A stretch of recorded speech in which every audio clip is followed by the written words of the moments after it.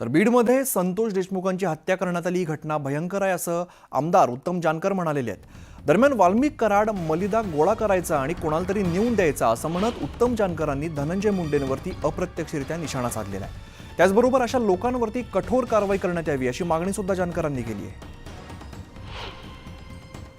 इतकं भयानक गुंडाराज त्या ठिकाणी जवळजवळ 2,000-2,500 रिव्हॉल्वरची लायसन आहे। कुणीही टिपरवाला एखादा जरी त्याचा उद्घाटन करायचा नवीन घेतला तरी हवेत गोळीबार काढले जातात। चौकामध्ये एखाद्याचा वाढदिवस असला तरी त्यातील फायरी झाल्या जातात आणि ज्याही पद्धतीनं या कुटुंबावरती नव्हे असे 32 खून त्या ठिकाणी मला लोकांनी सांगितले की याला जे जे जे जबाबदार आहेत समजा वाल्मिक कराड असेल आणि वाल्मिक कराड ज्यांच्यासाठी म्हणून हा खून करत होता, वाल्मिक कराड हा ज्याच्यासाठी खंडणी गोळा करत होता, वाल्मिक कराड हा ज्याच्यासाठी हा सगळा मलिदा गोळा करत होता, त्याचं कारणच एवढं होतं की ते कुणाला तरी नेऊन द्यायचं आणि म्हणून त्या ठिकाणी जे काल सर्वपक्षीय मोर्चा झाला त्याला माझाही पाठिंबा आहे आणि या पुढच्याही लढाईमध्ये जर त्यांनी वाल्मिक कराड आणि त्याच्या पाठीमागचे सुपरदार यांना जर तात्काळ अटक केली नाही तर या राज्यामध्ये जिल्ह्यामध्ये मोर्चे। यानंतर बीडमधून एक मोठी बातमी येते। जितेंद्र आव्हाडांविरोधात बीडमध्ये गुन्हा दाखल करण्यात आलेला आहे। आव्हाडांविरोधात राष्ट्रवादी आक्रमक झाल्याचं आपल्याला बघायला मिळतंय। ॲट्रॉसिटीचा गुन्हा दाखल करण्याची मागणी केली जाते। पोलीस स्टेशनमध्ये कार्यकर्त्यांचा ठिय्या बघायला मिळतोय। तसंच अजित पवार धनंजय मुंडेंची बदनामी केल्याचा आरोप यावेळेला करण्यात आलेला आहे।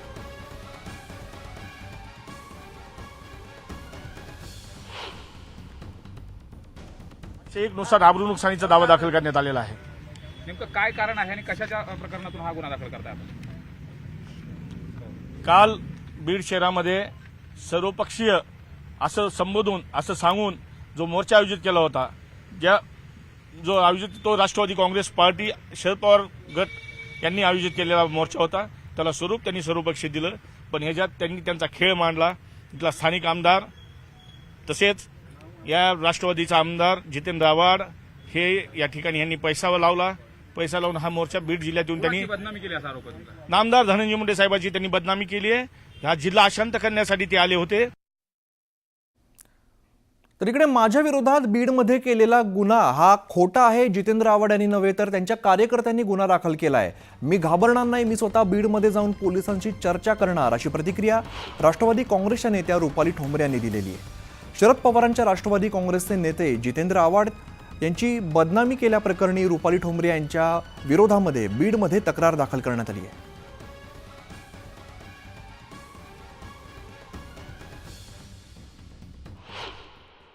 दलित आणि मुसलमान कुठनं शोधून काढलेत?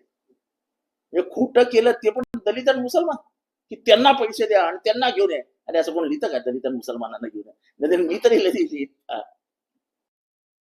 माणसं घ्यावून या असं लिहू शकतो माणूस की बाबा माणसं घेऊन ये, जे नॉर्मल प्रॅक्टिस मध्ये आपण जातो माणसं घेऊन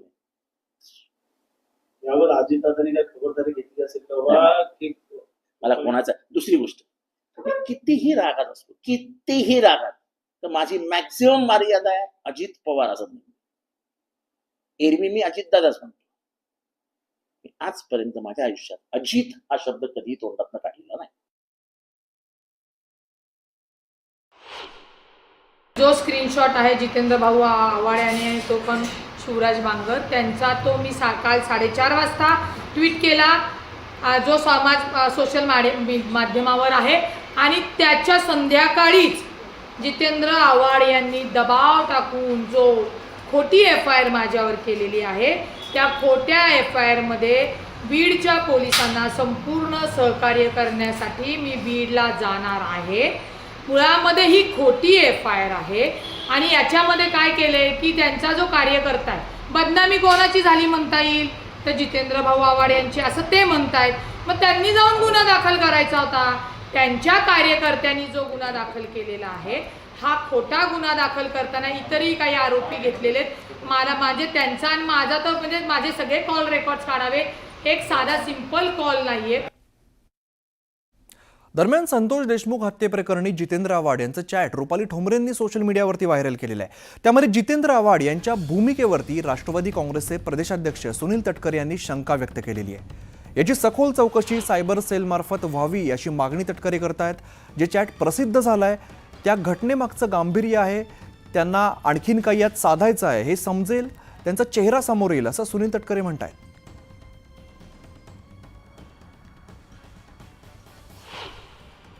आता याची सत्यता एकतर फॉरेन्सिक लॅब किंवा सायबर क्राईम जो विभाग आहे त्यांनी त्या ठिकाणी करावी. कारण या गोष्टीचं गांभीर्य, त्याच्यामुळे संबंध महाराष्ट्रामध्ये त्या बीडच्या परिसरामध्ये निर्माण झालेला संताप, चीड, यामुळे मी कुठल्याही बाबतीमध्ये एक राजकीय मतप्रदर्शन करणार नाही.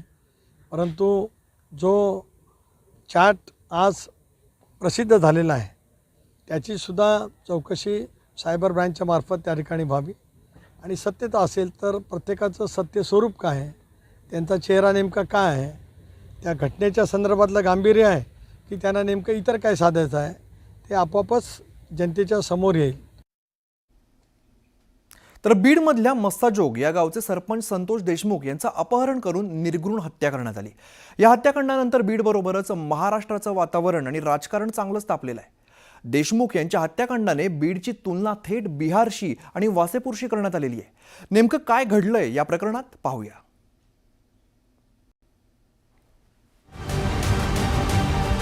बीड जिल्ह्यातील मसाजोग गावचे सरपंच संतोष पंडितराव देशमुख यांचं 9 डिसेंबर 2024ला अपहरण करण्यात आलं आणि त्यानंतर त्यांची निर्घृणपणे हत्या करण्यात आली. त्यांच्या मृतदेहाचे फोटो समाज माध्यमांमध्ये व्हायरल झाले. या फोटोंमधून देशमुख यांची हत्या किती क्रूरपणे करण्यात आली याबाबतही काही गोष्टी पसरल्या. फक्त बीडच नाही तर विधानसभेसह संपूर्ण राज्यात या प्रकरणाचे पडसाद पाहायला मिळाले. मात्र प्रत्यक्षात त्या दिवशी नेमकं काय घडलं होतं यावरती त्यांच्या कुटुंबियांनी भाष्य केलं. 9 डिसेंबरला संतोष देशमुख यांचं अपहरण झालं होतं. अपहरणाच्या वेळी आतेभाऊ शिवराज देशमुख हे सुद्धा सोबत होते. दोघे केजमधून गावाकडे परतत असताना डोणगावच्या टोल नाक्याजवळ त्यांची कार अडवण्यात आली. गाडीतून 5-6 तरुण खाली उतरले आणि संतोष देशमुखांच्या गाडीवरती दगडफेक करू लागले. संतोष देशमुखांना गाडीतून खाली खेचत हल्लेखोरांनी काठ्या, लोखंडी रॉड तसंच कोयत्याने मारहाण केली. मारहाणीनंतर संतोष देशमुखांना हल्लेखोर त्यांच्या गाडीत टाकून घेऊन गेले. घटनेची माहिती शिवराज यांनी संतोष यांचे भाऊ धनंजय यांना दिली. धनंजय देशमुखांनी पोलीस स्टेशनमध्ये जाऊन अपहरण झाल्याची माहिती दिली. अपहरणाच्या तब्बल 3 तासांनंतर संतोष देशमुखांच्या मृत्यूची माहिती समोर आली. बीडमध्ये राजकीय हत्येची ही पहिली घटना नव्हती. मात्र या घटनेवरून इतकं रान उठलंय ते या घटनेतील क्रूरपणामुळे. देशमुख यांचे हाल करून त्यांची हत्या केल्याचा आरोप करण्यात आलाय. हे सर्व घडलं ते एका पवनचक्कीच्या वादातून. 6 डिसेंबरला खंडणी मागण्यासाठी आलेल्या काही जणांनी मस्साजोग इथल्या पवनचक्की प्रकल्पाच्या अधिकारी आणि कर्मचाऱ्यांना मारहाण केल्याची घटना घडली होती.